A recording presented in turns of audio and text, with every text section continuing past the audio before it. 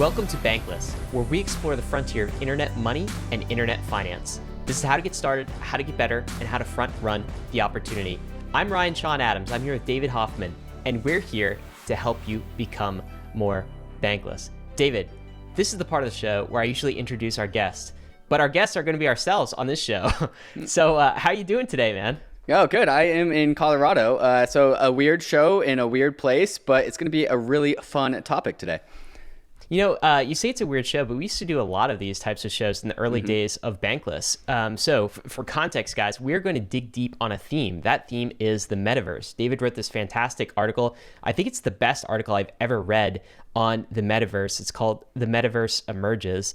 And we're going to discuss that in depth. But we used to do this in the old days a whole lot, David, where it would just be like, before we had guests, before anyone wanted to come on the Bankless podcast and say hello, it was just you and I digging through a topic together, something we'd given a lot of thought to. And I know you've given a lot of thought to the metaverse. So this is almost like a throwback to our roots in the episodes we used to do, where we would deep dive on a given thesis, like the protocol sync thesis came out of this, digital nation, Ethereum is a digital nation, ETH as money came out of this, even the Bankless meme came out of some of these early conversations. So I feel like this is a throwback to our old days. Yeah, absolutely. Like we say behind the scenes at Bankless, that Bankless is a thesis-driven media company, and when we stumble upon a thesis that I think we think is valid and deserves to be like shared and propagated, it's time to make a show about that. So it's been a while since we've come up with a new thesis. Ryan just listed a bunch of them off, but every now and then I think we have some good ideas, and so we are going to explore this thesis and see how it can predict how the metaverse emerges, hence the title of the episode, or the episode. Actually, I think this is like, so this is also another lens through which you can see crypto, right? The lens of seeing it through like a metaverse, essentially.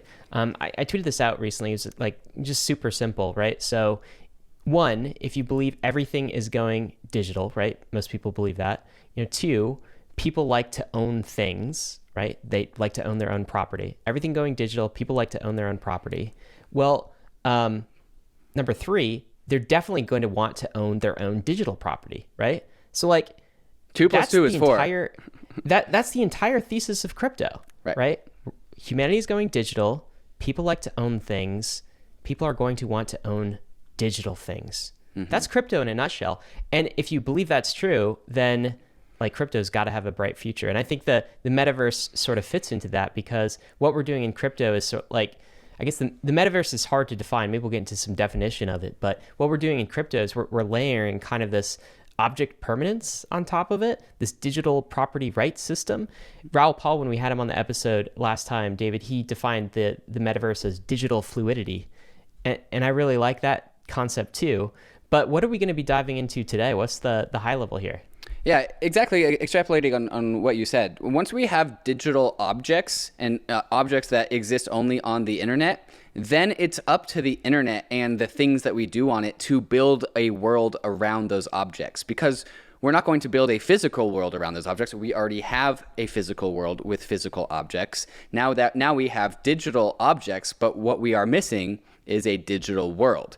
But I think this whole digital world, of which people have started to call the metaverse, begins with a base of digital objects. And so the fundamental thesis about this whole idea is that the metaverse emerges out of a shared registry, a shared state of truth, a single source of truth of all known objects in the digital universe, or the metaverse.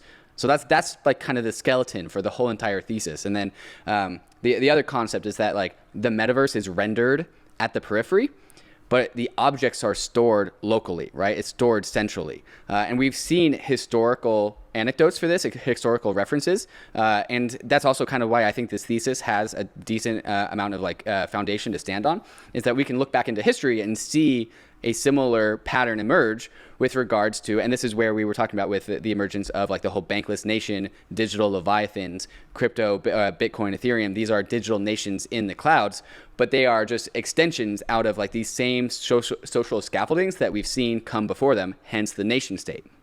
And what does the nation state do really, really well? It provides like numbers and serial numbers and like business tax IDs. It also likes to serialize and account for things that are inside of its domain, inside of its borders. And once the nation state knows what's inside of it, and it serializes all valuable objects inside of it, then it actually starts to build a civilization around that. And that is kind of how the nation state has, there's many different ways to describe how the nation state emerged. But that is one, in my mind, how nation states were born, is like they discovered that they have valuable things inside of them, and they started to account for those things and build a world around that. All right, so if that sounds interesting, guys, that's exactly what we're going to be talking about today, how the metaverse emerges, how crypto is playing a key pivotal role in the emergence of the metaverse. David, I feel like since the beginning when we started Bankless, it's really been a quest of us trying to figure out what crypto is, trying to figure out what Bitcoin is, trying to figure out what Ether, the asset, is, and what Ethereum is. And we've used many different analogies and many different mental models, and this is yet another, but I think it's going to aid the listener in sort of understanding this space and also understanding A, where to spend their time, because that's a valuable resource, but B, where to invest their money as well, right? So like, I recall kind of early definitions of Ether, even in 2017, some people weren't saying it's money, but they're saying, well, maybe it's money in a limited use case for ICOs, like ETH as ICO money. Then DeFi came about, and it was ETH is DeFi money. Then NFTs made a big splash, and it's ETH as NFT money. And we talked about ETH's supply scarcity in the future with EIP 1559. ETH is ultrasound money. And now maybe ETH is turning into metaverse money. That is kind of a tantalizing conclusion that I hope we get to at the end. But David, let's zoom back out to the 20,000 foot view here and talk about some of these bankless concepts that we've talked about before. You kind of hinted at them a little bit, but I think for people who aren't familiar with some of our previous episodes, some of the stuff maybe bears some recap. But you talked about cryptoeconomic systems as a nation state, and we put out a Bankless podcast called The Bankless Nation, all about this. Can you talk about that mental model for things? Why do we refer to things like the Bankless Nation? Why do we talk about Ethereum being sort of the successor to the nation state? What's the concept there? Right. So Bitcoin, Ethereum, cryptoeconomic systems, they take a lot of responsibilities that nation states have, and they take them and say, hey, we can do this better. Not all of them. If your house is on fire, or if you have a robber in your house, you are calling your nation state services, right? Ethereum's not going to save you. But many, many other things, largely to do with property rights management, is something that we can actually outsource to Ethereum, to a digital ledger that exists on the internet, and especially for our digital goods. And so certain roles and responsibilities we can actually take away from the physical nation state and add it to the digital nation state, which is a ledger in the cloud, which is Ethereum. And the best thing about these digital protocols, Bitcoin, Ethereum, crypto, is that they don't have borders, right? They are on the internet. And so we have seen this trend over time of society going to larger and larger and larger social scaffolding structures. Nick Szabo calls this social scalability. It started with hunter-gatherers, moved towards like feudalism, then move towards religion, then towards nation states, and now we have these cryptoeconomic states. And so we see humans adopting more and more scalable social structures that have less and less restrictions, less and less censorship resistance, more and more credible neutrality, and operate at larger and larger scales. And so the whole concept of the bankless nation is that, well, nation states used to make the money, but now the cryptoeconomic protocols can make the money. Nation states used to account and have a property rights system, and now we can give that role and responsibility to the digital nation states. Physical nation states have a court of law, and metaverse nation states have smart contracts, right? And so some of the almost most significant parts of what a nation state does, in my mind, Ethereum does better. And the more and more that we can allow Ethereum to do that, the better, the larger of a global civilization we can become. That's just it too. It's like I think a big realization for me was after I read the book Sapiens. I know we've talked about that a number of times on Bankless by Yuval Harari, and he talked about the major distinction between sort of animals and humanity is humans have the ability to share stories and coordinate, right? That's what all of our technology allows us to do, is to scale coordination. That's human beings' superpower. I mean, we're smarter than animals, but like not by a lot, right? Yeah. It's really when human beings kind of combine and form groups and create these shared narratives. The legal system as a shared narrative, an LLC, a corporation, these are shared narratives. Money, fiat, all shared narratives. That allows us to scale essentially our civilization and our coordination endeavors. And that's what blockchain, that's what crypto is allowing us to do too. It's a new social scalability technology that we've unlocked. Maybe we could spend some more time contrasting this with the nation state. So there's a book I know you've told me about that I haven't read yet, but I want to read it, but maybe if I don't get to it, there's a lot of books on my list. Give us the TLDR of this book. So it's called Seeing Like the State. And what's this book about? What's it saying? What were the takeaways for you after reading this thing? Yeah, the book is about trying to illustrate a perspective of what it is like to see like a state, as in take the perspective of a nation state. And this also alludes to one of the articles I wrote called The Digital Leviathans, or straight up Leviathan by Thomas Hobbes. Thomas Hobbes illustrates the nation state as a composed body, a single body, like a gargantuan titan, like walking the earth. Like that is the concept of the Leviathan. And the Leviathan, it's made up of all the people of a nation state, and that gives power and control to like the executive branch, which is like the head of the Leviathan. And so what is the book Seeing Like a State is like, okay, what if you were actually the eyes of this Leviathan? Like what if you were the brain? And he talks... By the way, before you go on, David, what's so interesting, I think people don't think a lot about this, but the nation state is totally a human invention, right? Right. So like, when did Thomas Hobbes live? Is this like 1700s? Yeah, I think he wrote this in 1781. I hope that's right. And this was kind of like at the conclusion of sort of feudalism and aristocratic type powers and the beginning of the nation state era, right? 1700s, then 1651. I was a little bit, really early. Okay, really 1651, right? So like he was an early... I guess thinker, philosopher on the nation state. But before that, like nation states didn't really exist, at least not in their present form. Right. And so he was using this metaphor, the Leviathan metaphor, to talk about what the citizens, the body kind of giving up some of their individual sovereignty in exchange for some basic services from the nation state, like military, in exchange for coordination.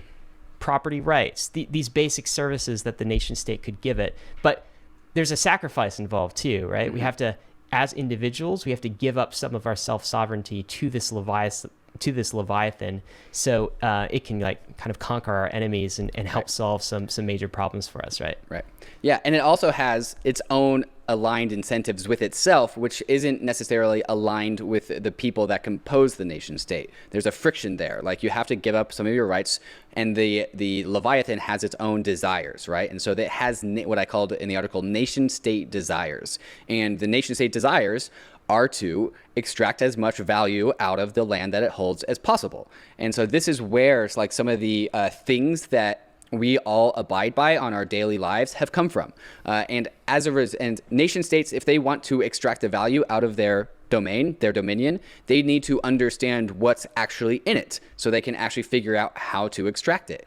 And that's where some of the these registries and accounting systems that nation states have come up with have been bestowed upon us as individuals. If you live in the United States, you have a social security number, you have a telephone number, the government knows where your physical address is. If you have a business, you have a business tax ID number, so you know to where your taxes are going to come from.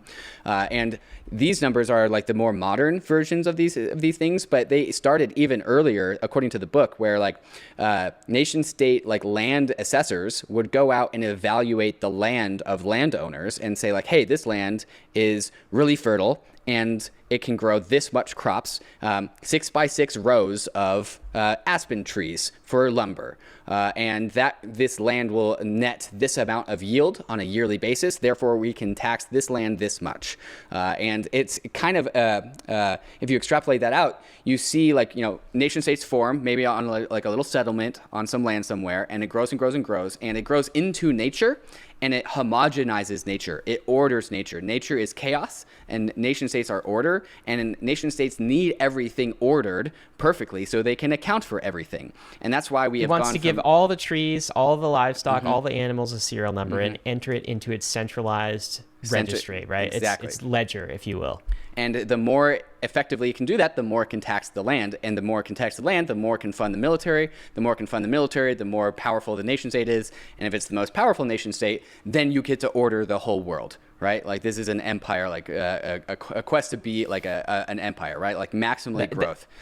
That's what you mean by seeing through the eyes of the Leviathan. That's what the Leviathan sees if you're inhabiting that body of the nation state. It wants to kind of grow, colonize things. It wants to, register things so that it can tax those things, so that it can continue to grow. Right. Yeah, and that's where I put in my article this clip out of the Matrix movie where Neo is like pulling the stem out of the back of his head as he's birthed out of the Matrix, and then he looks around and he sees fields and fields and fields of humans as they're just being like sucked dry of their energy from like these robotic overlords. Like that is like that piece of art is illustrating the same point. All of these humans have serial numbers, I'm sure. Right. Yeah. Like column number like 13, like row 34, like unit 7. Like, oh, there's Neo. Doesn't Neo it's been a while since I've seen The Matrix, but I gotta like review because the new Matrix movie's coming out. I definitely want to see that. But like, doesn't Neo have some sort of barcode on his arm as well, like in his real body? I think he does. I think that's right. Yep. Right. Okay. So I don't think that was on purpose by the actual director of the Matrix, but like it's a one way. Like artists know what's up. Okay, so that's what the book is saying. If you're seeing like a state, you're trying to serialize everything, enter it into your registry, tax everything so you can grow. Is that sort of the theme of the book? What were the takeaways of that book? Is it like, is this a good thing? Is this a bad thing? Or is it just a thing that nation states do? It's just a thing that nation states do. My biggest takeaway was that like, nation states and nature cannot live harmoniously, right? Like nation states need to impose order upon nature, and nature is inherently chaotic, right? And this is why indigenous cultures of the world have witnessed oppression from whatever nation state like they encounter. Nation states don't like indigenous people because they're nomadic. They don't like use the local fiat currency. The value they produce is like undefined and nebulous. And so like, especially inside the United States, the United States of America have confined its Native Americas into smaller and smaller and smaller plots of land because like we can't figure out how to account for them. And so we just like give them their reservations and then we just order everything around them. And this has caused a lot of strife in the world. The desires of the nation state are fundamentally misaligned with the desires of the human. And one of the core theses of the Metaverse Emerges is that Ethereum, as a digital rights management system, a nation state in the clouds, fundamentally improves upon that misalignment between protocol and individual and allows the individual to live more harmoniously with nature because it doesn't impose nation state desires. Because it's a protocol, we have algorithmically removed the misaligned incentives out of a nation state by putting everything into code and saying, hey, you can't be evil anymore. Well, let's get into that in a second because I think you've maybe unlocked an interesting an interesting quest there. But like I want to ask the question, don't you think that is there some level of this is sort of a Faustian bargain that humanity has made, right? Like we are seeking greater order to improve our technology to grow further, therefore we have to create order out of nature, and there are some detrimental effects in like doing that. I mean, we could have stayed as a species back in sort of agrarian societies, or even prior to that, like hunter-gatherer societies. Would we be any happier? I don't know. That's a very difficult question to answer. It's an existential question. But like that definitely has not been the trajectory. We have moved in the trajectory of more society, more civilization, more order, out of nature, and on the back of that have developed some pretty astounding things, some wonderful technology. We've also invented some terrible technologies, but quality of life wise, right? Ask yourself, would you rather live today having this conversation talking about the metaverse with all of the benefits of technology, or in a hunter-gatherer society? I mean, for me, like, I would not last I would not last a week in an ancient society, I think. But yeah, what are your thoughts there? Is this just not a trade-off that we've had to make as a species in order to achieve these advances and these unlocks? Yeah, absolutely. United States humans have been making trade-offs as technology is a trade-off, right? Like, we moved from hunter-gatherers to like the agricultural world, and we moved from being like upright, athletic, like, hunters, to bending over, back-breaking, like farmers. And now we all have back problems. Like, our backs aren't meant to like bend over and pick stuff up. And also, like, grain is as a fundamental like part of the human diet, not actually the best thing that's aligned with us, yet it gave us the calories that we needed to make civilization, to do things like learn how to like have hospitals and mend broken bones and cure cancer and like make vaccines. So there's always trade-offs, but also new technologies can impose better trade-offs than old technologies. And so while we are capable of making trade-offs that like do kind of suck, we over time can iterate on improved technologies that allow us to make better and better trade-offs. Hey guys, that was all about seeing like a state, and now we are going to get into the seeing like a protocol side of this conversation, which is of course the beginnings of what a metaverse is. Before we get there, we have to take a moment to talk about some of these fantastic sponsors that make the show possible. Living a bankless life requires taking control of your own private keys. Not your keys, not your crypto. That's why so many in the bankless nation already have their Ledger hardware wallets, which makes proper private key management a breeze. But the Ledger ecosystem is more than just a secure hardware wallet. Ledger is the combination of the Ledger hardware wallet and the Ledger Live app. And if you're used to seeing all of your crypto services and favorite dApps all in one place, Ledger is where you want to be. Not only does Ledger let you buy crypto assets straight from the app, but it also hooks into decentralized exchange aggregators like Paraswap, which makes sure that you are getting the best prices on your trades without your assets ever leaving your control. DeFi never stops growing, and the Ledger Live app grows alongside with it. So click the link in the show notes to see all the DeFi apps that Ledger Live has, and stay tuned as more and more apps come online. And if you don't have a Ledger hardware wallet, what are you even waiting for? Go to ledger.com, grab your Ledger, download Ledger Live, and get all of your dApps all in one place. Arbitrum is an Ethereum scaling solution that is going to completely change how we use DeFi. If you've been using Ethereum for the past 12 months, you've probably noticed the high gas fees and the slow confirmation times that have been plaguing DeFi. Too many people want to use Ethereum, and it doesn't have enough capacity for all of us. That's where Arbitrum comes in. Arbitrum is a layer 2 to Ethereum, which means Arbitrum can increase Ethereum's throughput by orders of magnitude at a fraction of the cost of what we are used to paying. When interacting with Arbitrum, you can get the performance of a centralized exchange while tapping into Ethereum's level of security and decentralization. This is why people are calling this Ethereum's broadband moment, where we get to add performance onto decentralization and security. If you're a developer and you want to save on gas costs and make an overall better experience for your users, go to developer.offchainlabs.com to get started building on Arbitrum. If you're a user, keep an eye out for your favorite DeFi apps building on Arbitrum. Arbitrum has been working with over 300 teams, including Ethereum's top infrastructure projects, and will be opening up to all users shortly. There are so many apps coming online to Arbitrum, so you may want to pack your bags in preparation for the great migration to the Arbitrum Layer 2. To keep up to speed with Arbitrum, follow them on Twitter @Arbitrum and join their Discord. Okay, so now let's look through the eyes of a protocol, right? So we saw through the eyes of the Leviathan and what that looks like, and you're starting to get into it. But what does it look like to be organized by a protocol? How does the protocol see things? Isn't a protocol sort of trying to do the same thing? At some level, we've talked previously, David, about the analogy of Ethereum being sort of like a black hole, and it's just sucking all of this capital into it. Ethereum itself wants to organize the world as well. It wants to serialize everything, right? The whole idea in the early days when we talked about Ethereum is everything will be tokenized. This Tokenize is the world. Ethereum. Yeah, tokenize the world. This is Ethereum as sort of a different a digital Leviathan, if you will.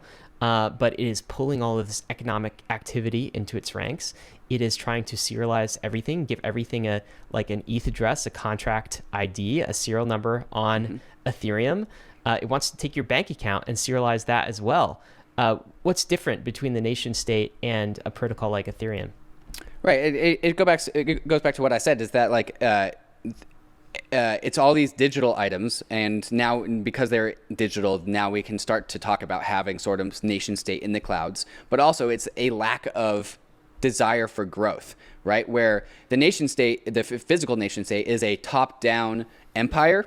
The Ethereum nation state, or the Ethereum neo-nation, whatever you want to call these things, is actually an opt-in nation, as in we grow it rather than it growing itself, right? So we choose to make Ethereum larger by taking our capital and putting it into Ethereum. We choose to make Ethereum larger by figuring out how to tokenize maybe real-world assets, or just create new on-chain assets, right? So because Ethereum is inherently an opt-in system, you are not born with your Ethereum address. You are not born with your favorite NFTs. But when you are born in the nation state, you are given your social security number. You are already no choice. You had no choice what your citizenship was, Right. what your social security number is. You have no choice about kind of the geographic limitations of your physical presence. That's just assigned to you at birth. Right.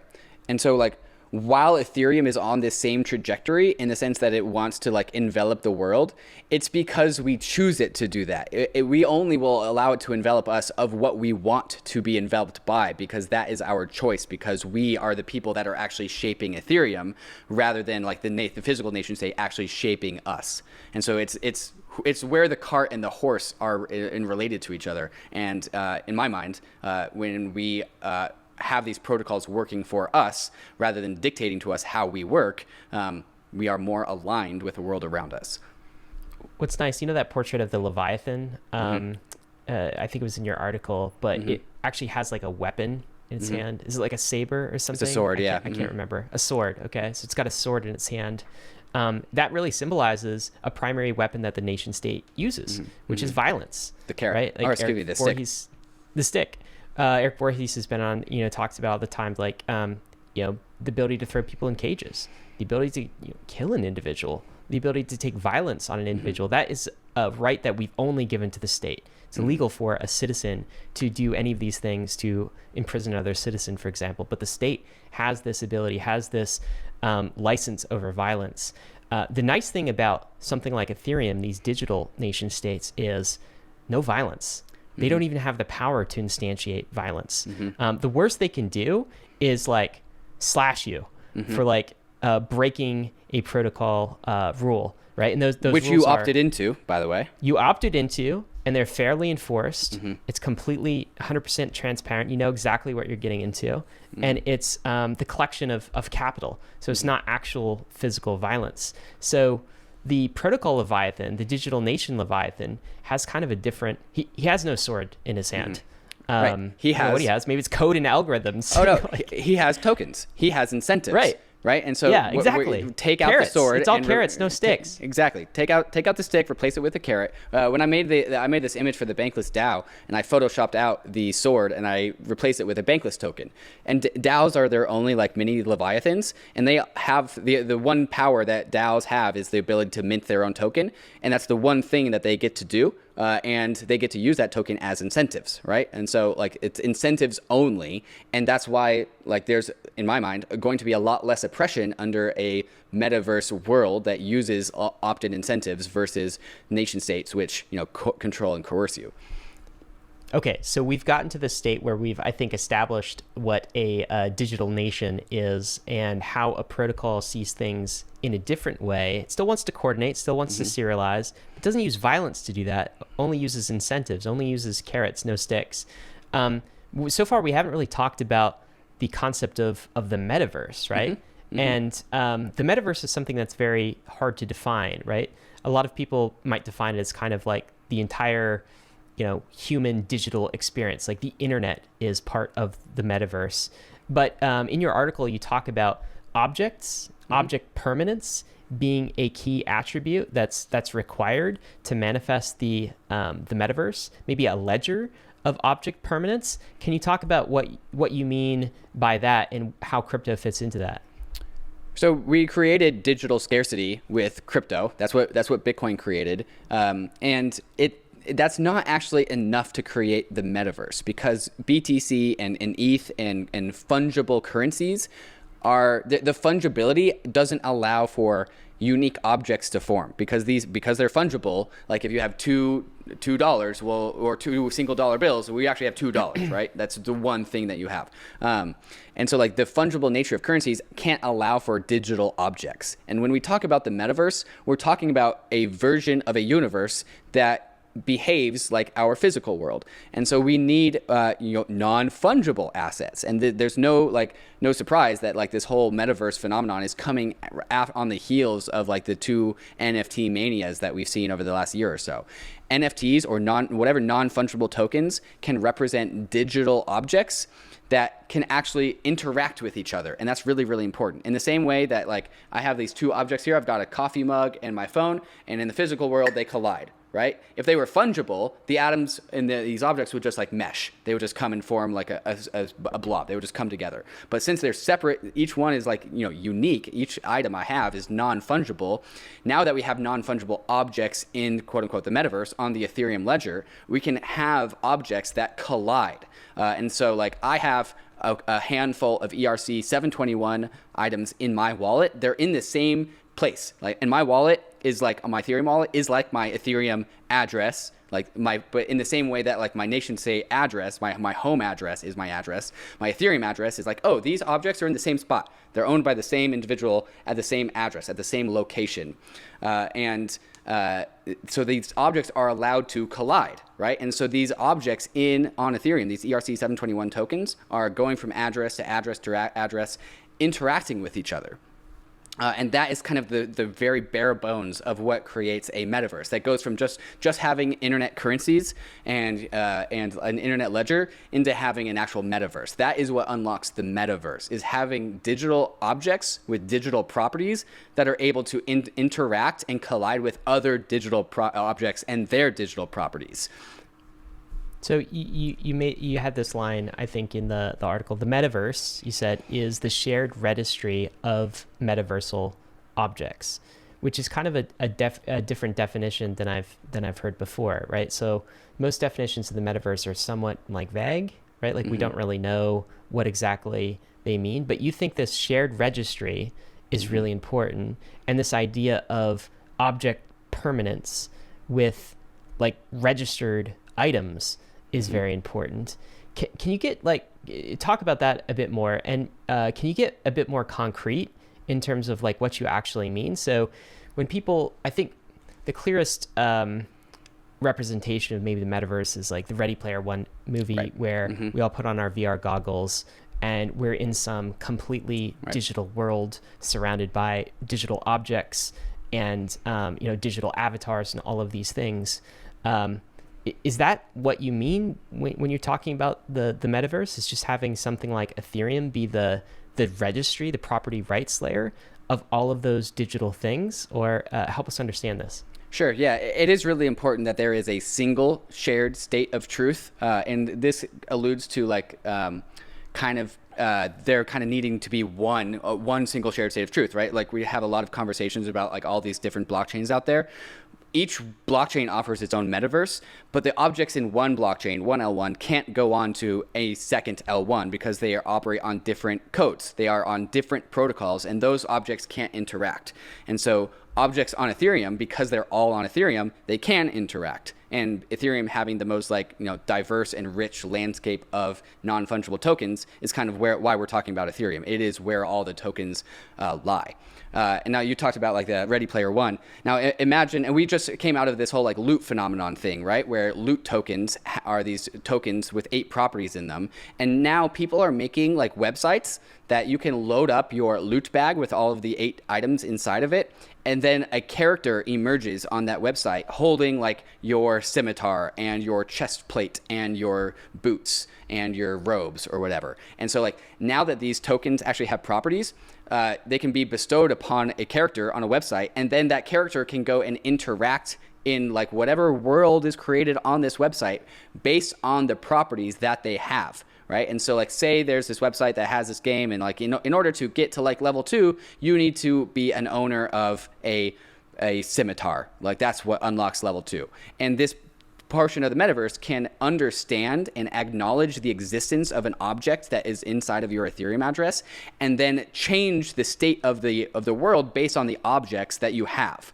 And that is kind of the early primitive of the metaverse. And so like, if we're talking about like a Ready Player One, say we have like this massively successful ecosystem, and like you can have like, maybe you have a digital car, and it's inside of your digital house, and like you have your digital CryptoPunk as your avatar. So you have your CryptoPunk in your car, in your house, and all these objects are assigned to you because you own them, because you own the private keys that owns the address at which they lay. And so now that all of these objects exist inside the same plane of existence, which is the same shared state of truth, all of these objects can relate to each other, and we can actually recreate the properties of the physical world in the digital world, which is what the metaverse is. Okay, so a question there, right? So what we're talking about is really a digital registry of objects, okay? But you can have that in two forms.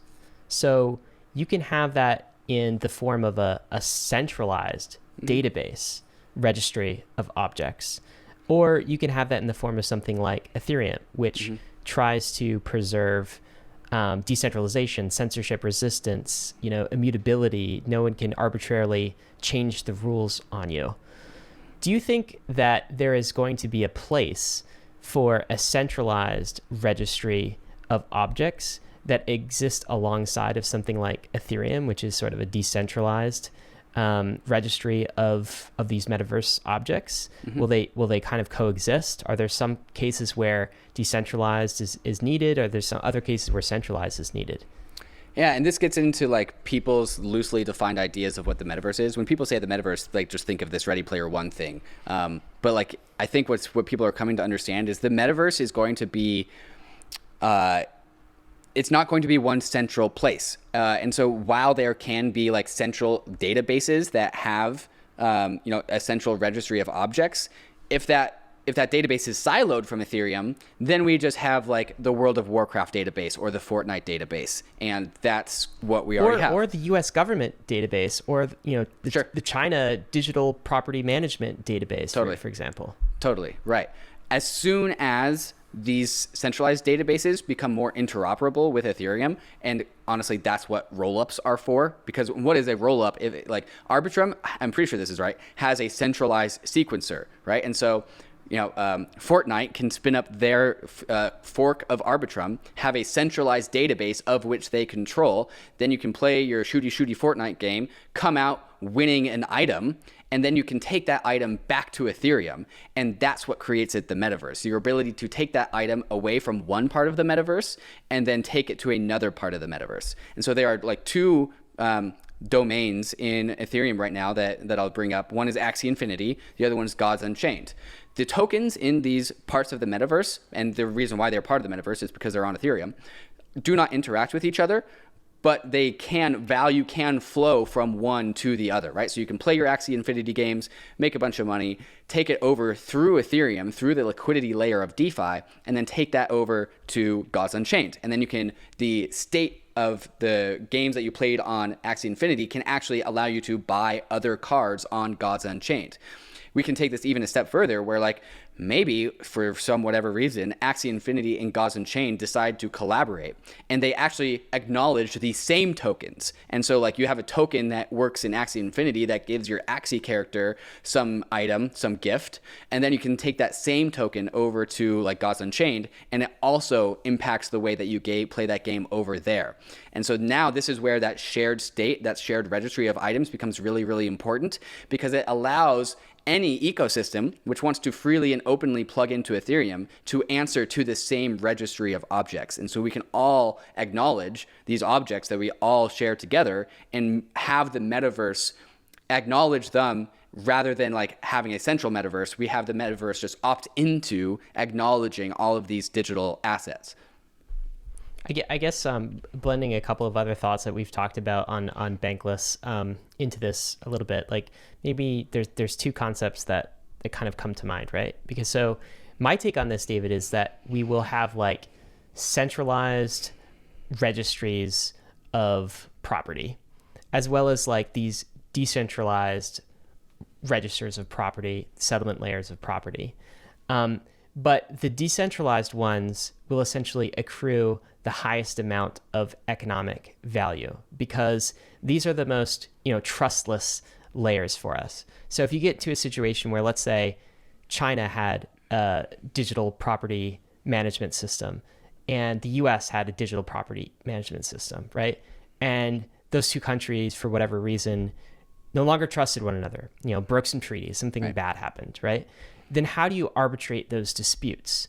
Well, you've got this intranational thing that's outside of the purview of the nation state called Ethereum, where you can settle higher stakes disputes. It's more credibly neutral. Either China or the US can use the same system and be treated in a fair way because neither of those two countries own the system, right? So one concept we've talked about before is the protocol sync thesis, where basically the most credibly neutral, legitimate, most decentralized settlement layers, property settlement layers, kind of start to sink to the bottom and form the basis. They are the most dense material, and other more centralized, I guess, property management systems rest on top of these things. And so then you also get, if to the extent that becomes true, then you also get another like concept that comes in here, which is like the concept of economic density, right? Mm-hmm. Where one trade-off for decentralization is like lower throughput, fewer transactions per second, right? Things like Ethereum are scaling, but they're never going to scale at the rate something like Amazon Web Services does in a centralized way, right? So like it'll always be a fraction of the scalability of a centralized service. But like what you can do when you preserve the trustless nature of something like Ethereum, the trust guarantees, is you can settle very high stakes economic transactions.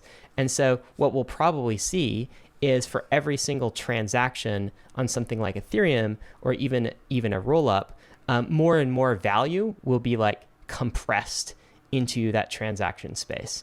So if the average transaction like today on Ethereum is, $10 in an Ethereum transaction, right? Like in maybe 10 years from now, maybe 30 years from now, maybe that'll be like millions of dollars, maybe billions of dollars. Maybe it'll be the entire economic activity of a roll-up, which is like an entire nation state GDP rolled up into economic transactions on Ethereum. So do these two ideas fit into what you're talking about as we think about like decentralization versus centralization, the idea of protocol sync, the idea of economic density and collapsing toward the most trustless layer?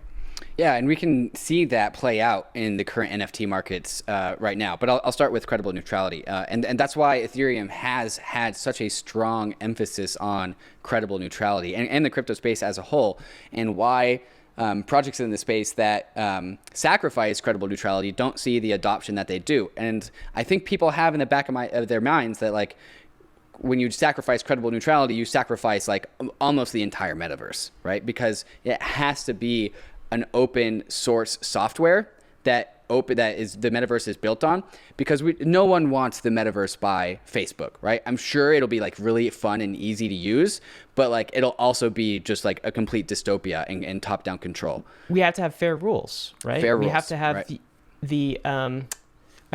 Decentralization to me is like an anti-corruption technology, right? Mm-hmm. And Facebook is very corruptible. All you have to do is know one person who has majority shareholder rule over Facebook, and you can corrupt that entire system, right? So anti-corruption technology has to be at the root of these things.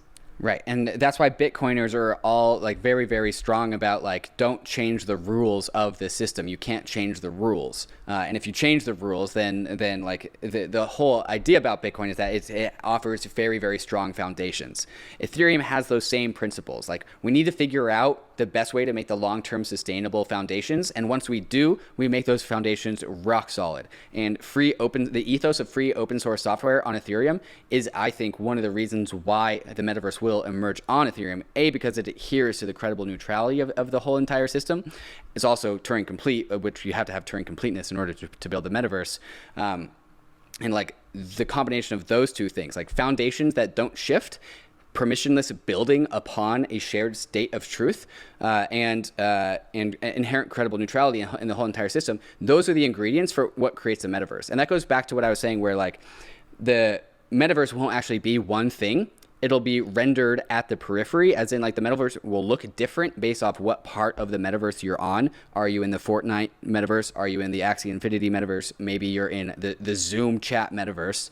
But so long as like and it can be built as needed by local servers, local centralized servers, so long as the valuable things that are in the metaverse are adhering to the concept of what you were saying, economic density. And where the valuable things, so long as the valuable things adhere to credible neutrality, the periphery of the metaverse can be rendered however. It doesn't matter. Like if a GPU crashes, it doesn't mess up your objects. So let's say you have like $50,000 loot robes. I have no idea how much these will cost in the future, of course. You have no problem bringing those into a virtual universe like a World of Warcraft or something to that effect, because you still own that object. But it's fine if the universe you visit, World of Warcraft, like everything else is centralized, so long as your items. Your $50,000 item does not rest on Blizzard Entertainment and their shareholders and kind of that as its property settlement layer. That's what you're saying, right? That's exactly right. That's exactly right. So, David, like all of this transformation, maybe we're in the metaverse like right now, or we're on our way toward the metaverse. Maybe crypto is kind of the opening shot of the metaverse and how we'll describe it in future generations. But like everything you're talking about, how long is this going to take before we're fully inside these virtual worlds? Do you think in like 5 years time, in 10 years time, we're going to be inside of these? Or do you think it's going to be so gradual that we just like won't even notice? Right. So in the article, one of the things I wrote is that there will not be a specific genesis moment or location, but rather the metaverse will slowly manifest all around us. The metaverse will be a composable universe whose objects are shared and interactive. And so like the genesis moment of the metaverse, was that like the internet itself? Was that the first moment of the metaverse? Or when did the internet actually even come about? Was it when two computers connected? Was that the first moment of the internet? Or was it when like Bitcoin was the first Bitcoin block was mined? Was that the genesis moment of the internet? Was it when the first NFT on Ethereum was minted? Like, when does it actually begin? And so to answer your question, the metaverse exists already. No one knows when or how it started. I think we can all agree that it's in its very, very nascent form, but it's becoming more and more real as more and more technologies answer to a single shared source of truth of objects. It becomes more and more real.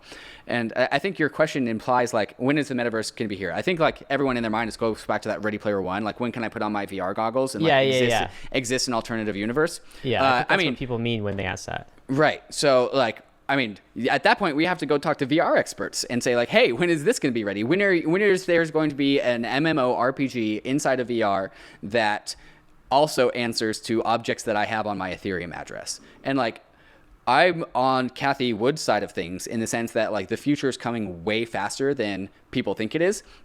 And the best thing about the metaverse is that it has an inherent financial incentive to build it. There's financial rewards to building it, and that's why this NFT mania has happened so quickly. And so the financial compensation for helping this come about is absolutely massive. And there are definitely teams who are working on video games that are digitally asset powered. And I think, I don't know, I'm going to go ahead and say there's going to be asset powered VR games within 5 years. But maybe to your point, the whole VR thing is a distraction, right? We're all looking towards eventually it's going to be Ready Player One, and then that's the metaverse, right. And that's when the whole thing starts. But if you just measure as a proxy the amount of time over your lifetime that you have transitioned from spending it on like analog things, real world things, versus like digital things.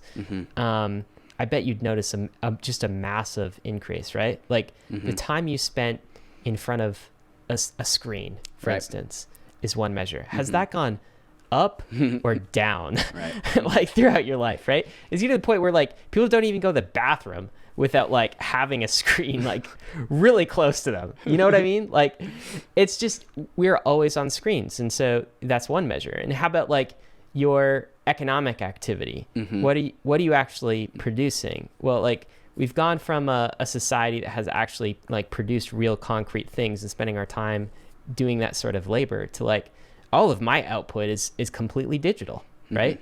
You know, we talk about communication, how that's transitioned. I mean, when's the last time you wrote a letter to somebody, right? Like, but all of our communication, I communicate more than I ever have, and to more people than I ever have. But like the proportion of that's turned digital, it's like 99% now. What about your financial portfolio? Is that nation state bound, or how much of that is non-nation state bound and actually on Ethereum instead? Well, that's another flippening, right? And it's like nation state bound versus like not nation state bound is one dimension. But like if we just talk about digital, right? Man, it's already digitized, right?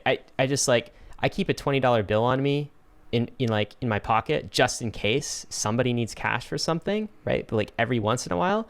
But actual like physical dollars, fiat currency, I almost never use anymore, and I haven't for a long time, right? So like this is the trajectory. Everything is becoming more and more digital, and so we probably won't even notice as we enter the metaverse. There are definitely these milestones, right? Like birth of the internet, birth of digital scarcity in crypto, this like creation of like the first NFTs and tokens. But you know, maybe the mobile phone is definitely another, you know, piece of that puzzle. But like I don't know if we'll really notice as we enter and as we transition, unless we look across like decades and kind of measure how we're spending our time and where our outputs are going. Well, probably the thing that we're going to notice the most is that like our kids are way more into the metaverse than we are. It's like they found corners of the metaverse we didn't even know existed, and like that's kind of when we'll really know. It's like, oh yeah, it's for sure here. Yeah. Absolutely, for sure. Well, David, we've got some more things to cover. I want to talk to you a bit more about identity and how identity can be a metaversal object, and also talk a bit more about items. Maybe we'll hit on the loot phenomenon. And we got to end by talking about Ethereum and what this means for Ethereum and ETH as an asset. As I said at the outset, the metaverse is another way of looking at what Ethereum is actually going to accomplish, what it's going to do in the world. So we'll link that in. Guys, before we do, we need to thank the sponsors that made this episode possible. When you shop for plane tickets, you probably use Kayak, Expedia, or Google to compare ticket prices. So why would you limit yourself to just one exchange when you trade crypto? When you make your trades, you want to make sure that you're getting the best possible price on your trade and that you aren't paying high gas costs that you could have otherwise avoided. That's why you should be using MATCHA. MATCHA routes your orders across all the various DeFi exchanges on Ethereum, Polygon, Binance Smart Chain, and gives you the best possible prices without taking any commissions. MATCHA has smart order routing that splits your order across multiple liquidity sources if MATCHA sees that it gets you better pricing. Trading on MATCHA is super easy because it pools the liquidity for me into a single easy-to-use platform. MATCHA also allows for you to make limit orders on chain, so you can set and forget your DeFi trades, and they will go through automatically while you're away. New to MATCHA is an integrated fiat on-ramp, so you can purchase crypto directly with your credit or debit card and have that fiat be instantly traded for any token that has liquidity. When you're making a trade, head over to matcha.xyz/bankless and connect your wallet to start getting the best prices and most liquidity when you trade your crypto assets. Bankless is proud to be supported by UNISWAP. UNISWAP is a new paradigm in asset exchange infrastructure. Instead of a cumbersome order book system where trades are matched with other humans, UNISWAP is an autonomous piece of software on Ethereum, which is what Ryan and I call a money robot. No human counterparties or centralized intermediaries, just autonomous code on Ethereum. Input the token you want to sell and receive the token you want to buy. Something brand new in the Uniswap ecosystem is the Uniswap Grants program is now accepting applications for grants. We have been saying this for a while and we'll say it again. DAOs have money and they are in need of labor. If you think that you have something to contribute to the Uniswap DAO, apply for a grant to Uniswap. Just look at the size of the Uniswap treasury. It's almost $3 billion. This mountain of capital is looking for labor. Do you have something of value to contribute to the Uniswap DAO? No matter how big or small your idea is, you can apply for a uni grant at unigrants.org and help steer Uniswap in the direction that you think it should go. That's exactly what we did to get Uniswap to be a sponsor for Bankless, and you can do the same for your project. Thank you, Uniswap, for sponsoring Bankless. All right, guys, we are back. David, man, we're talking all about the metaverse, how it emerges, what it's going to look like, and talking about how we would transition into the metaverse. I think one thing, if you watch like Ready Player One or something like this, you see this concept of an avatar where, you know, individual might be, you know, a certain way in their physical life, but they actually get to select their own identity in the metaverse and be sort of a different character, a different person. I think this concept of identity in the metaverse has some implications. So what are your thoughts on this, and what did you write about it? Is this one of the objects that need to manifest and have permanence, is an individual's identity? Yeah, and I think this is actually useful if we back up and go back to the nation state concept of identity, just to set the stage once again. If you pull out your ID on your like nation state driver's license or ID card, like it has your physical properties on it, because your physical properties are really, really good for identifying who you are. So like your skin color, age, height, weight, eye color, skin color, like gender, and then so this is this is just your physical form, right? These are, and you can't change these things, and that's why like it's a representation of your actual DNA. Ethereum doesn't know, nor does it care about any of these things. It doesn't care about the physical manifestation of your body. It just cares that you are an actual individual. And so after that, you can kind of become anything on Ethereum, right? You can actually lose connection with your physical form and choose to manifest yourself in the metaverse however way you see fit. And this actually kind of goes into the same kind of concept of like mindfulness meditation. Mindfulness meditation is about learning to discover the entity inside of the body, inside of the mind, that's actually separate from the body itself. So when you go and look at in the mirror, you see your reflection, but that's not actually you. That's just your body. You are something else. And on Ethereum, it doesn't care about your body. It only cares about you. And so with Ethereum, and then like this definitely gets started with like the NFT avatar movement, but I definitely think it gets more rich and diverse from there. You can pick a representation of yourself that you actually feel on the inside. And so like when I was perusing for my CryptoPunks, I was scrolling through properties of CryptoPunks that I resonate with, right? I didn't pick the CryptoPunk that smokes cigarettes because I don't smoke cigarettes. I picked the CryptoPunk with a hat because I thought it looked cool. I actually don't even wear hats. I just thought the hat looked cool. So I guess my metaverse version of myself does wear a hat. And it can get even crazier than that. Like you don't have to actually carry any of the properties of your body into the metaverse. It can be a complete blank slate of identity on Ethereum, and you can use these NFTs, these ERC-721s, as representations of who you are. And it also, importantly, doesn't actually have to be a profile picture NFT. Like, it doesn't have to be a penguin. It doesn't have to be a CryptoPunk. All identity on Ethereum is specifically ERC-721s located inside of a specific Ethereum address. That's all identity is. Even if it's just fidenzas or like art blocks, one of ones, any sort of NFT, distinct from ERC-20 tokens, right? Because like if I have a wallet with like MKR, ETH, and Uni tokens in it, there's like 10,000 other wallets out there that have that same permutations of ERC-20 tokens. But when it comes to ERC-721s, that's how you actually make a unique address on Ethereum, by having unique tokens represented inside of that unique address. And so by curating a collection of ERC-721s, which represents your taste, because these things are unique and therefore culturally significant, you can actually dictate your taste out to the rest of the world. And so it's kind of like a black box of like, we don't know who the person is, but we can see their taste, their digital representation of their unique assets in their Ethereum wallet. And maybe one of them is a profile picture NFT, but like really, according to Ethereum, there is no difference between a profile picture NFT and like an art block. They're just ERC 721s. It's when humans view these things that actually bestows like an identity layer on these things. All right, so this Ethereum address has like 3 Fidenzas and an Ether rock. They don't own any profile picture NFTs, but they're clearly somebody that really likes high status NFTs. This person only has like a single pudgy penguin. That's who they are. And so these entities, while they can't actually, the spirit of a human can't actually be on the blockchain, like it can instead choose ERC 721s to actually manifest itself on the blockchain.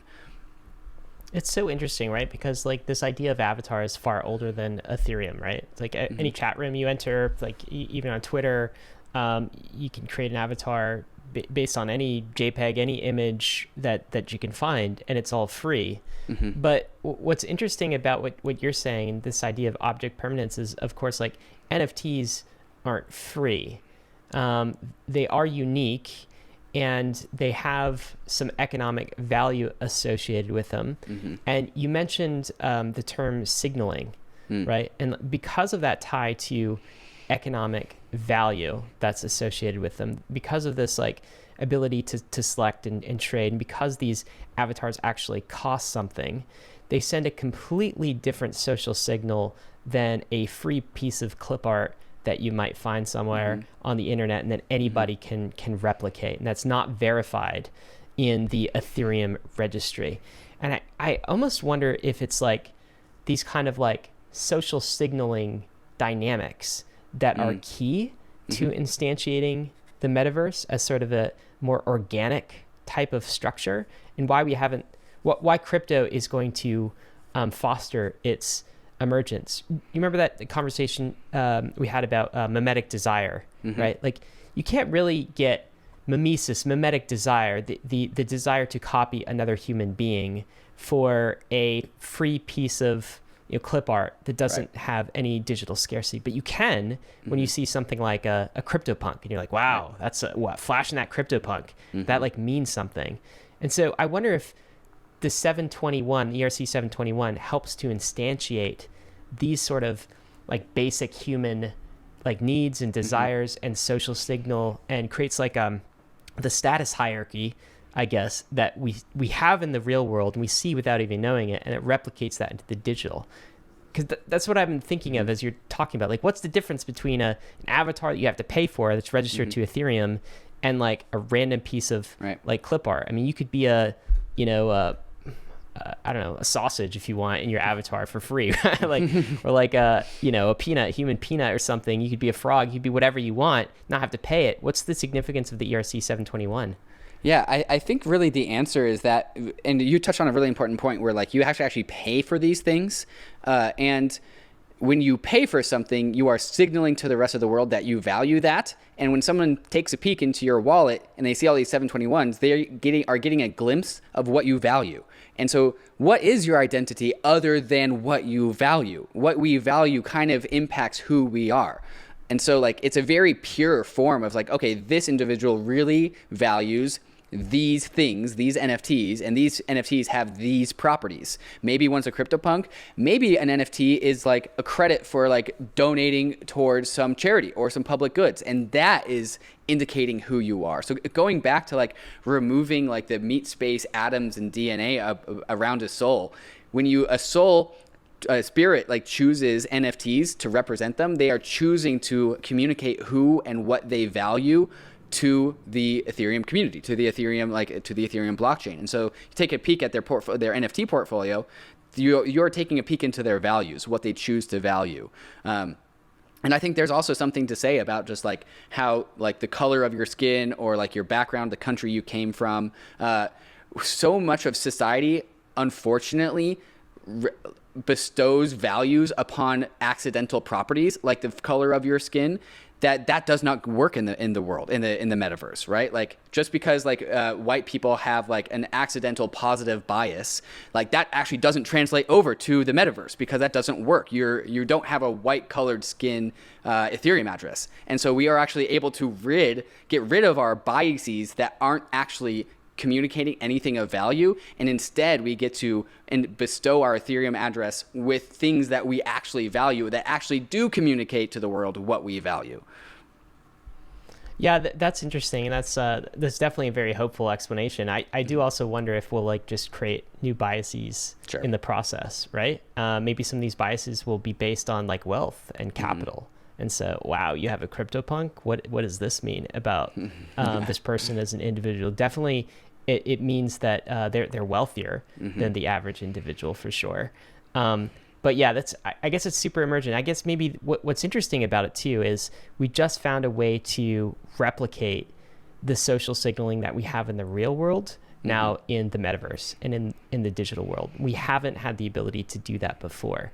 And I think that is definitely a meaningful milestone in humanity's transition from the analog world to the metaverse for sure. Let's talk about this. Oh, you want to say something on that? Yeah, so there's also the topic of just like, you can actually have more than one identity. You can spin up multiple Ethereum addresses and like each have them represent different sides of yourself, which is something that you can't do in the physical world. Like you can't put on a new face. And like, I'm reminded of our podcast with Josh Rosenthal about the crypto renaissance, where like in the Renaissance, pre-Renaissance, we had these like planar 2D profile versions of art. And then after the Renaissance, we had these 3D photorealistic versions of art. And I kind of think there's going to be a similar paradigm shift with identity, because not only can we choose our identity by choosing what represents us, but we can choose what represents us at different times. So like I've gone back and forth between my CryptoPunk avatar and my Pudgy Penguin avatar and my Cool Cat avatar, just how I feel. Like, what is my mood today? And I can like create a digital identity for myself that is more aligned with my current state of mood or context of what I want to be in, right? And so like maybe I choose one Ethereum wallet, which has no association with another Ethereum wallet, to represent me for my professional business ongoings and like the suit and tie David. Or I'm like in video game mode and I want my CryptoPunk on. And so I'll choose that identity. And so like having a fluid identity where we actually aren't fixed into one specific version of ourselves, I think is going to like be a 0 to 1 moment in the world of actual like identity. And back to Ethereum's role in all of this, it's to serialize all of these objects, right? So you talking about loot earlier, serializing all of the items and objects, but it's also going to serialize all of the identities as well, including if an individual has kind of multiple identities that they want to portray, in addition to serializing all of the assets. So maybe we get to kind of the final discussion point here, David, which is how Ethereum fits into the mix here as a system. And you called it the economic foundation for the metaverse. You said a metaverse requires at least 3 things. Number 1, an asset registry. Number 2, a layer of financial applications, a banking layer. And number 3, an economic engine. And you say that's what Ethereum is. It's a registry of tokens. It's a composition of DeFi applications. It's a native money, an economic system, and when you compose it together, it becomes essentially the economic foundation of the metaverse. Can you get into that in a bit more? Like, how important is Ethereum to this whole emergence of the metaverse? Is it the core thing? Is this what's going to cause it? I think so. With the current state of the metaverse and Ethereum, we going back to like what I was talking about with like we have the Axie Infinity realm of the metaverse and we have the Gods Unchained realm of the metaverse. These are disparate, discrete, separated parts of the metaverse, but what connects them is their underlying association to Ethereum. So like I said, you can go and do a bunch of gaming in Axie Infinity, make a bunch of money, pull it out, and take it over to Gods Unchained. But when I say take it over to Gods Unchained, like you got to sell your Axie money, your Smooth Love potions or your Axies, and you sell them using DeFi applications, using the financial banking layer, and then you can translate that value into Gods Unchained tokens, Gods Unchained cards. And so it's this underlying financial layer. And no wonder why DeFi came first in the progress of Ethereum before NFTs is because you have to build objects on top of financial applications, because that's how we value the objects. And so DeFi is like this early financial primitive, this financial backbone that allows the metaverse to be built on top of it. And so more and more realms of the metaverse will just get appended onto Ethereum, because Ethereum is a permissionless open source piece of software. And so different areas of the metaverse will be built. And before we figure out how to make assets seamless in all of them, they will be made seamless by their integrations into DeFi. So DeFi will be the coupler, the initial coupler behind all of these separate parts of the universe, where like maybe the tokens aren't interoperable, but the value is. And so labor can actually get translated from one part of the metaverse to another using DeFi. And of course, that is facilitated by Ethereum's economic engine, proof of stake, and also EIP 1559, and that supports the financialization of so many different things and the tokens in the financial layer. And then that is what then creates the ability to have a metaverse on top of those things. And so ultimately, everything collapses down deeper and deeper towards, again, the protocol sync. Got the NFTs and the metaverse on the top, got the DeFi in the middle, got the Ethereum L1 at the bottom. And that's why Ethereum has always been so focused on security, security, security. Like, we are going to secure the whole entire metaverse. And so we can't have proof of work. We can't have wasteful electricity spending. It has to be the most secure consensus protocol possible, because think of how incredibly valuable the metaverse is going to become. We have to optimize for security. And that is why so many of the developers of the Ethereum protocol, when they are working to make the strongest economic foundations for the metaverse possible. And that has been like the Ethereum R&D effort over the last 6 years. I really feel like Ethereum as an economic engine for the metaverse is going to be a narrative that takes hold. Not this year, maybe not next year, but definitely in the years to come. We're a bit early on some of the other Ethereum narratives, like ETH is money, DeFi, all of these things. I really do feel like the metaverse is going to be sort of the next unfolding. As people recognize that this is the property rights and settlement layer and economic engine of the metaverse that we're creating here. And God, how much value is going to be poured into the metaverse in the coming years. So I guess listeners, prepare yourselves. One other thing, as we talk about this, David, this kind of comes full circle as well to our concept of the nation state. Remember, we established that the nation state earlier is an entity that likes to serialize things, likes to serialize objects and individuals and people and identities and all of these things in order to collect taxes, in order to grow. What's interesting here is I see a similar dynamic with Ethereum. So it's serializing all of these things in order to collect taxes, in order to grow. Now, we don't often call gas fees taxes, but we have on Bankless before. In fact, that's kind of an interesting model to think of all of the network fees, all the transaction fees you pay for on a chain, on Ethereum, are actually taxes. These are taxes on the objects themselves. And these are, utility taxes, right? Excise taxes. So when you spend something, when you do a transaction, you have to pay the toll. So it's kind of a consumption-based tax. But also with EIP 1559, some of this transaction fee gets burnt and gets sent to who? Anybody, effectively, that owns ETH in the form of reverse dilution. It's almost like sort of a dividend, if you will, only it's kind of burnt to any ETH holder. Can you talk about that a little bit? Do you see this relationship between the nation state and taxes and Ethereum in taxes in how it charges for its gas fees?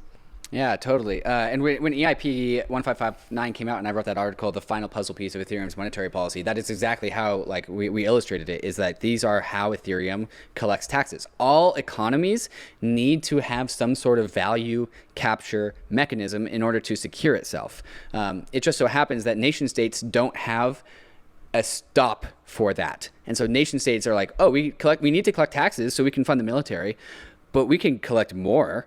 And then after that, we can collect even more. And after that, we can collect even more. But Ethereum... Oh, and by the way, we've got these other hidden taxes called inflation, right. So we could just increase the supply and not even tell you about the tax. Right, totally. Ethereum, on the other hand, it taxes you based off of your consumption of a public good. It is a pay per use. It doesn't tax you if you're not using it. And so Ethereum has a public good. It's called block space. We can't have too much of it, otherwise it wouldn't be decentralized. And in order to use this block space, you must pay the going rate as determined by the market, which is the same rate that everyone else is paying at that one moment. But it's inherently fair, incredibly neutral, because you aren't paying, you are by definition paying your fair share. And so, like, it's, in my mind, it's a very elegant mechanism. Now, you also talked about, like, what happens when all of these objects in the metaverse.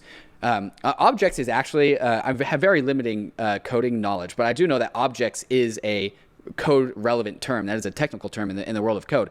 When you, like, I heard the coders say, something like, that has state, basically. Right, something has state. Like, you grab an object. On Ethereum, now that we have all these objects, and like we said, the metaverse is a shared state of objects, and importantly, that shared state allows objects to collide and interact, right? So, like, my armor also, like, has properties that might help out my sword in, like, World of Warcraft, and these objects interact. When objects on Ethereum, they have, like, contract calls. You can call an object, and that means that two objects are just colliding. And when the metaverse has tens of thousands, hundreds of thousands, hundreds of millions, hundreds of billions of objects floating around in the metaverse, that each one has its own serial number because each one had to be, like, manifested in Ethereum by a transaction. But now every time an object collides with another object, that is also another transaction on Ethereum. It's likely going to be on a roll-up. That's what roll-ups are for. But, like, all of this economic activity, this vibrancy of objects interacting with objects creates an economic engine. It is the heat of the economy. And then EIP 1559 captures a portion of that heat to recycle it into the Ethereum economy to make sure it's secure, make sure it's going, make sure the engine is fluid. And that is the model of the metaverse. And that is, in my mind, really, really bullish. It's really bullish. Look, man, and it's so cool. I mean, so, like, I guess maybe the last piece to talk about before we get to sort of, summing this up and concluding this is we've talked about Ethereum as sort of the, economic engine for the metaverse. And we've always differentiated Ethereum as a network from Ether as an asset, Ether as a money that is, an asset within that system, within that network. And so why not talk about the ramifications of ETH? At the outset, we talked about the different narratives of ETH over the years. It starts as ICO money, then it becomes like DeFi money. More recently, it's been NFT money, the reserve currency for NFTs. And now maybe this new narrative moving forward, this new use case is for ETH to become Metaverse money.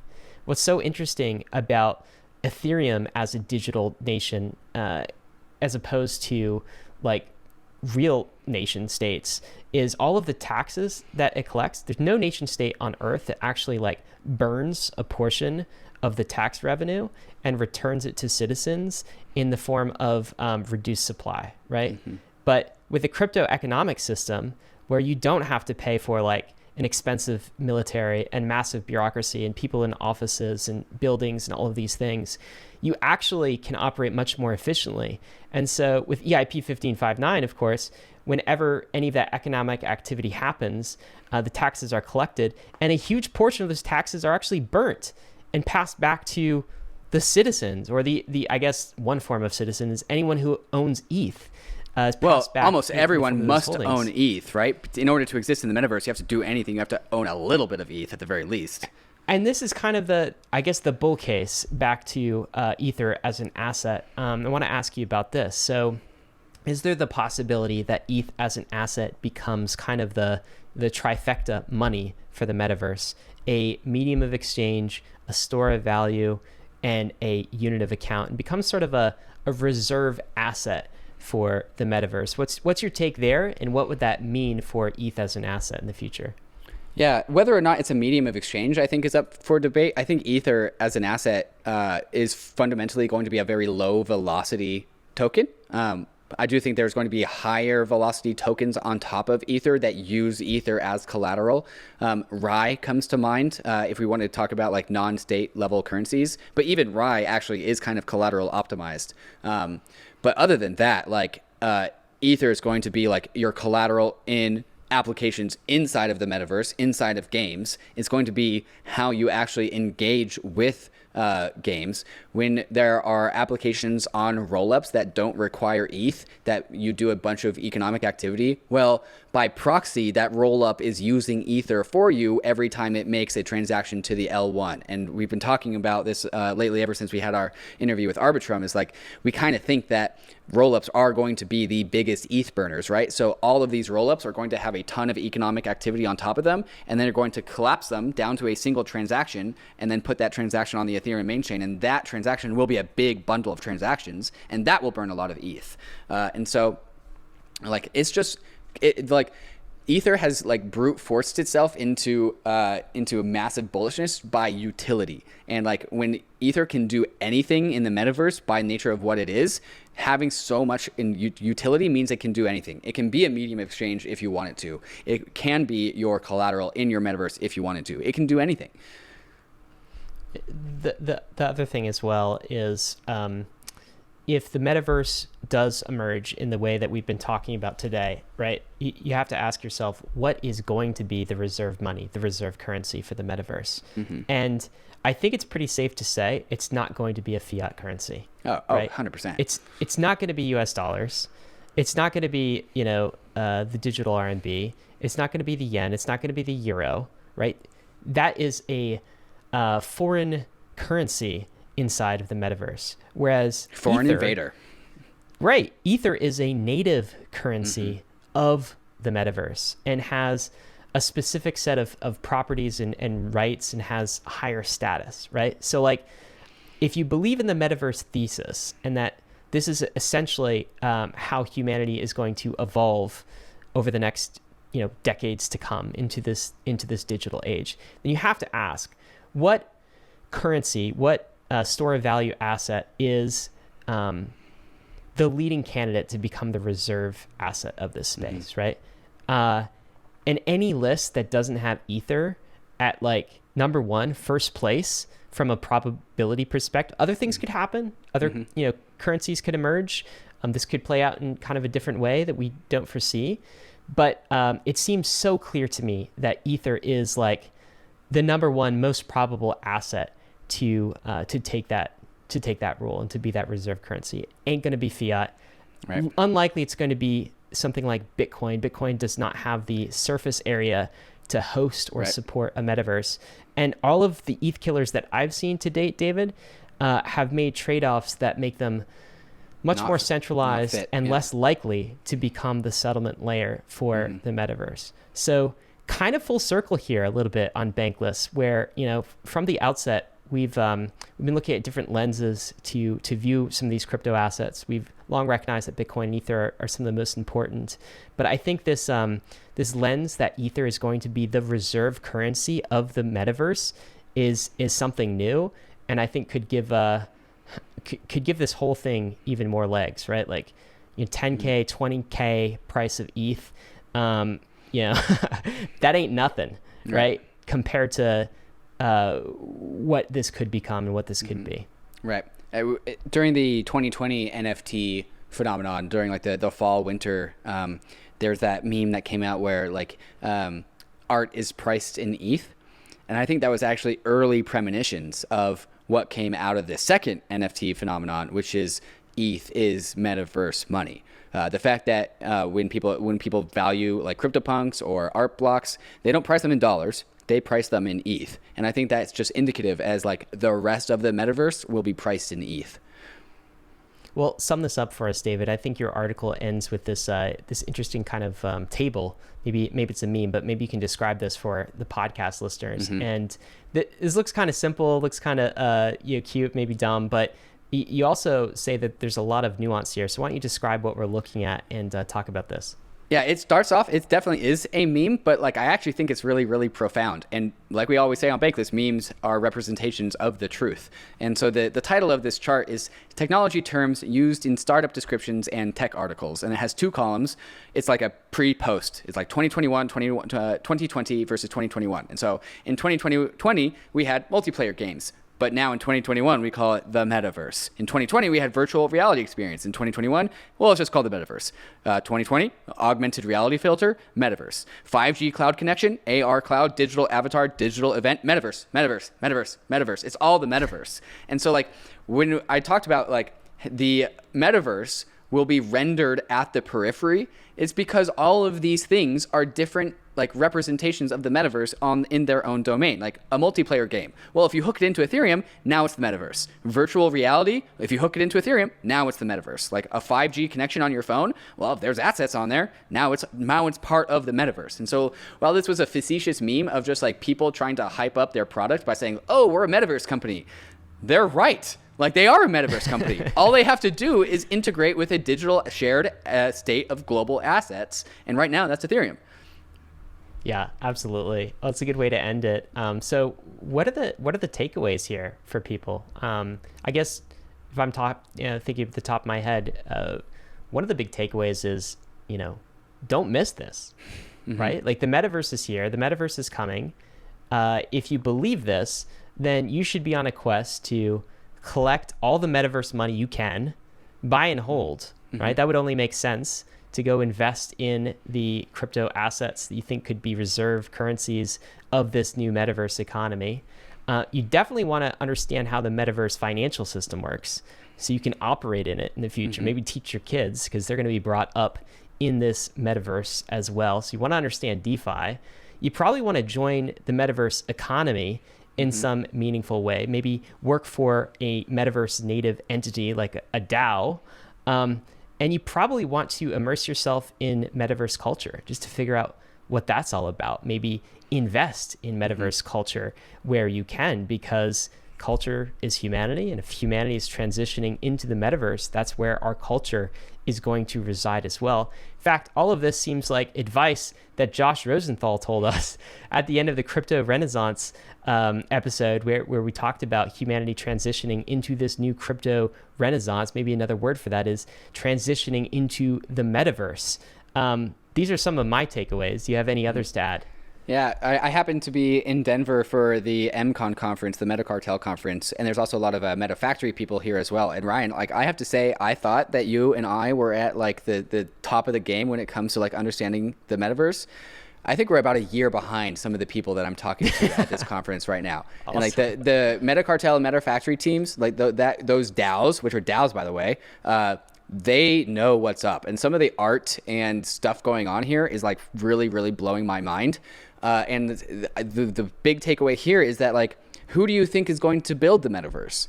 Is it going to be the Mark Zuckerbergs of the world, the Zuckverse, or is it going to be DAOs? I think a significant part of the richness side of the metaverse is going to be built by DAOs because they are internet native organizations. They are metaverse organizations. And so the metaverse, I think, is going to be built by these organizations. And so if you want a part of these things, it's another call to action to find a DAO that is building the metaverse and join that effort as well. And then also in my article, I leave off just a few notes that quickly came to mind as I was trying to tie this off. And I said, I can only leave you with the same lessons we have learned over and over again throughout crypto. Fair launches work. That's one. And so the metaverse needs to be built, and it needs to be built with credibly neutral foundations, and that's what fair launches are. So different pockets of the metaverse are just going to explode into existence via fair launches. I think that's a decent prediction to make. The other one is that leaders matter. This is just a fundamental truth. Like we need leadership. And so when we talk about like fair launches and aping into fair launches, we also need leaders to take the mantle and actually guide us into the metaverse. So there's an action item there. But ultimately, and this is the last one, we are going to ape into everything until we figure it out. And so the metaverse is going to be built no matter what. It's just a matter of how efficiently and quickly can we do it. We only see it like dimly through a mirror right now. So I don't know, 90% of the things we say in this episode might not turn out to be true. Have like no idea, but it's previous Bankless episodes hold up pretty damn well, Ryan. They've held up pretty well so far, I've got to say. But we also, I anticipate, I guess another way to say that is like, I anticipate 10,000 things that we never would have predicted 100%. To come about. I think broad strokes, this is kind of a very broad thesis that the metaverse is coming. You should get involved and that Ethereum will be the center of this thing. But there will be so many other things that we're not able to predict that you just have to keep your eyes peeled.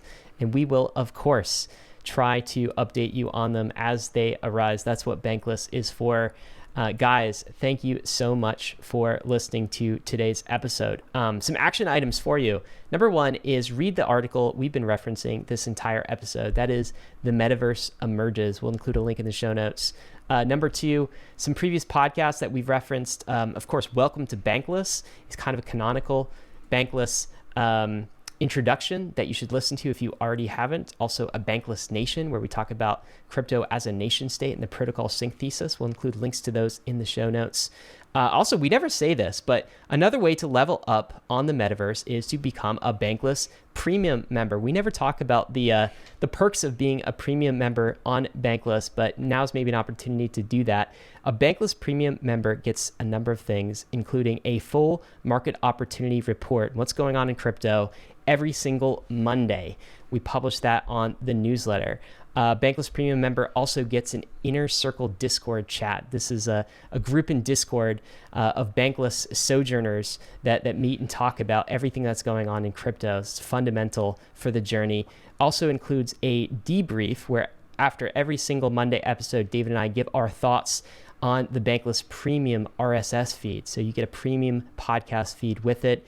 Also included is alpha alerts, where if there's a big opportunity in crypto, we try to publish that to you so you know about it first. And a 2021 Bankless badge NFT. That could be a valuable property in the metaverse as well in the future. So if you're interested in any of those things, we will include a link so that you can become a Bankless Premium member as well. Guys, that's been everything. Of course, none of this was financial advice. ETH is risky. DeFi is risky. So is the metaverse. You could definitely lose what you put in, but we are headed west.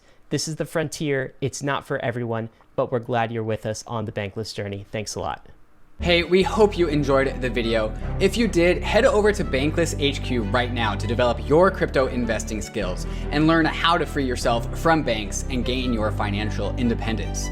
We recommend joining our daily newsletter, podcast, and community as a Bankless Premium subscriber to get the most out of your Bankless experience. You'll get access to our market analysis, our alpha leaks, and exclusive content, and even the Bankless token for airdrops, raffles, and unlocks. If you're interested in crypto, the Bankless community is where you want to be. Click the link in the description to become a Bankless Premium subscriber today. Also, don't forget to subscribe to the channel for in-depth interviews with industry leaders, Ask Me Anythings, and weekly roll-ups where we summarize the week in crypto and other fantastic content.